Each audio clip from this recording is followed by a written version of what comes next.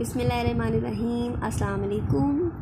अच्छा जी, मेरी video watch करने से पहले मेरे चैनल को सब्सक्राइब कर दें, थैंक यू। अच्छा, आज जो टॉपिक मैं आपसे डिस्कस करने लगी हूँ वो है passage of molecules into and out of cells.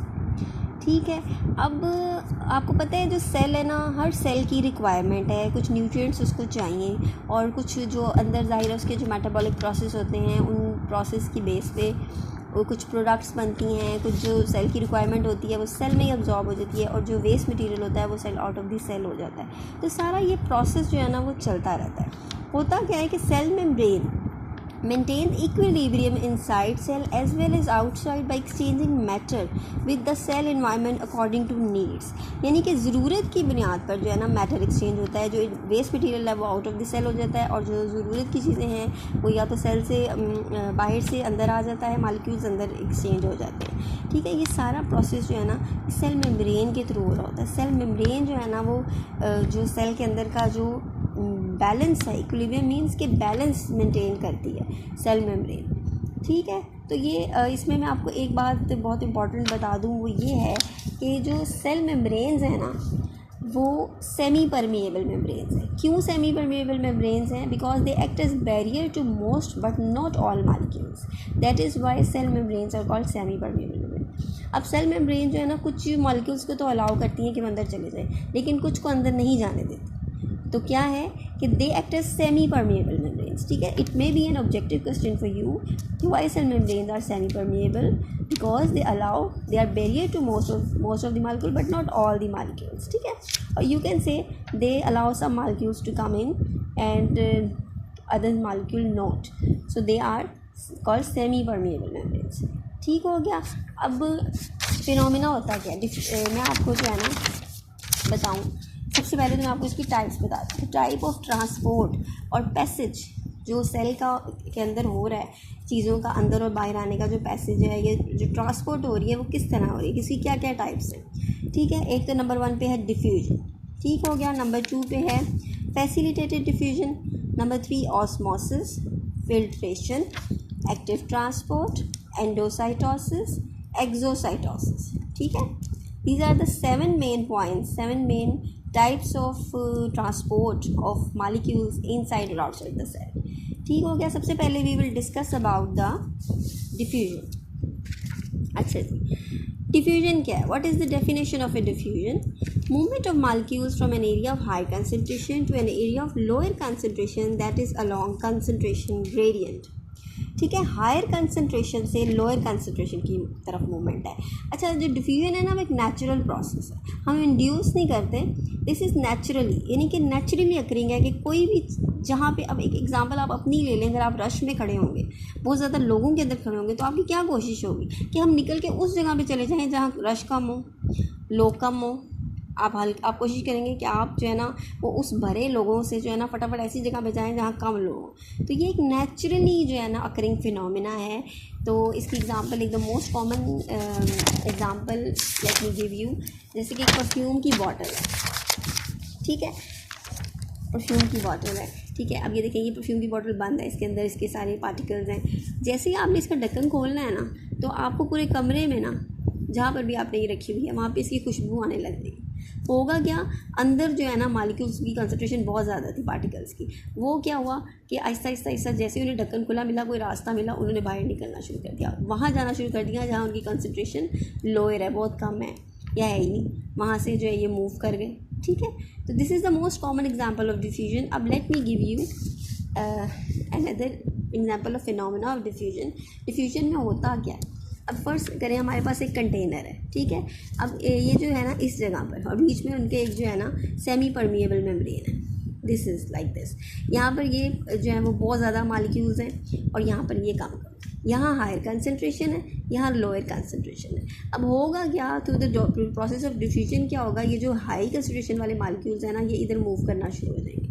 ठीक है, ये हल्की लेस कंसंट्रेशन वाली जगह पे आना शुरू हो जाएंगे। और ऐसा भी होगा, कुछ जो मॉलिक्यूल्स हैं वो लोअर से हायर की तरफ भी जाते हैं, लेकिन जो मेजॉरिटी है ना, मेजॉरिटी वो जा रही है हायर से लोअर की तरफ। अब होगा क्या, जब मॉलिक्यूल्स इधर शिफ्ट होना शुरू हो जाएंगे ना, तो दोनों तरफ एक टाइम ऐसा आएगा कि दोनों तरफ एक जितने मॉलिक्यूल्स हो जाएंगे।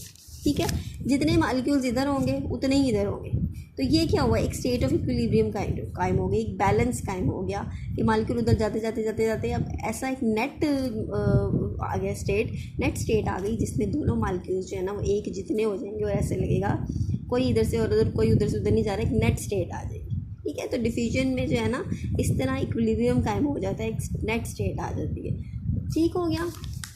अब मैं आपको एग्जांपल्स दे देती हूँ हमारी बॉडी के अंदर डिफ्यूजन कहाँ कहाँ हो रही है।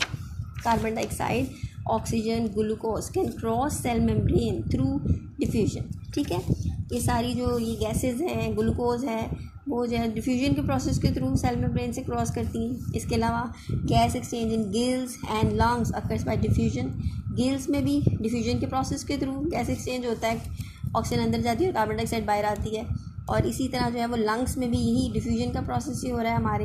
Movement of glucose molecules in from small intestine lumen into blood capillaries. अब देखें कैपिलरीज और विलाई। अब विलाई क्या है, स्मॉल इंटेस्टाइन के ऊपर ना फिंगर लाइक प्रोजेक्शंस होती हैं। ठीक है, वहाँ पर जो ब्लड कैपिलरीज हैं उसमें डिफ्यूजन के प्रोसेस के थ्रू जो है ना हमारा यहाँ पर जो है ना वो ग्लूकोज मालिक्यूल्स जो है ना उधर जाते हैं, कैपिलरीज और विलाई में जाते हैं। ठीक है, this is another example of diffusion.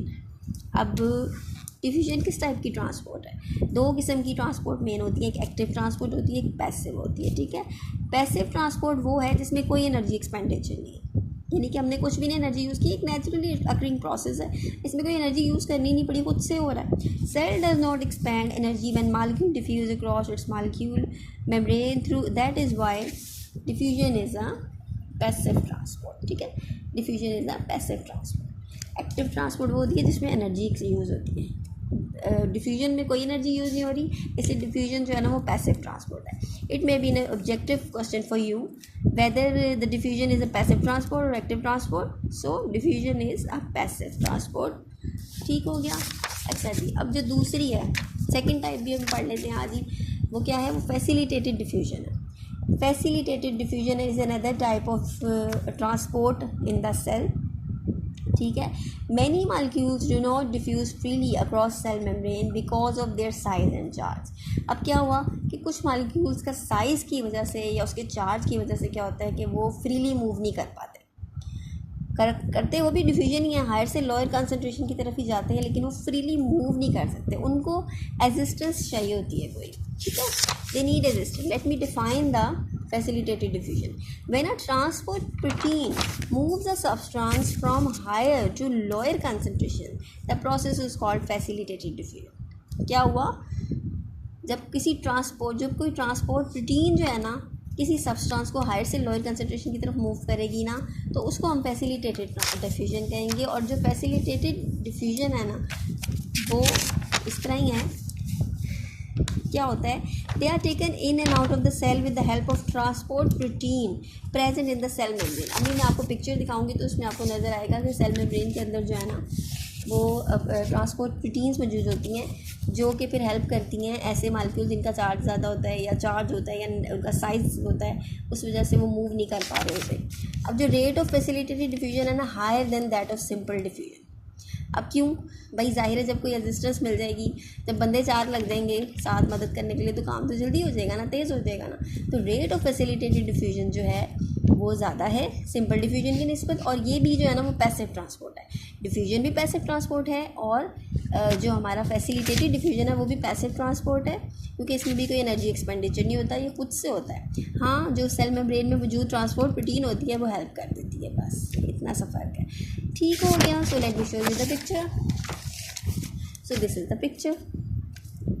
ये सेल मेम्ब्रेन का स्ट्रक्चर आपको पता है, लिपिड बाय लेयर हमने पढ़ा हुआ है, मैंने आपको बताया हुआ है। अब ये देखें, ये सिंपल डिफ्यूजन हो रही है क्रॉस द सेल मेम्ब्रेन। ठीक है, ये यहाँ पे हायर मालिक्यूल ज़्यादा हैं या कम है, वो हायर से कम की तरफ जा रहे हैं, खुद से जा रहे हैं। ठीक है ये passive transport, no energy expenditure.